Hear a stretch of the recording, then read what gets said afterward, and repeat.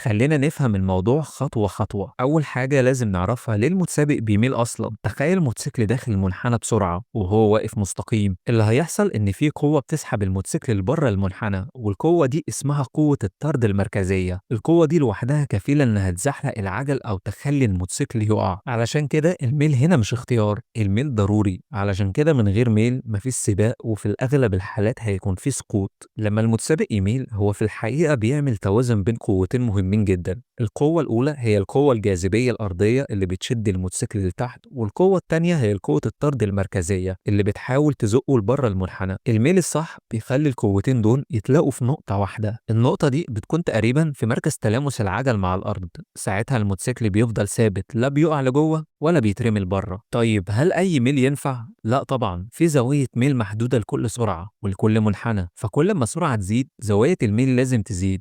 كل ما المنحنى يكون أضيق الميل لازم يكون أكبر. علشان كده متسابقين الريس بيميلوا بزاوية مرعبة، خصوصا في السباقات الاحترافية زي الموتو جي بي، لأن السرعات هناك عالية جدا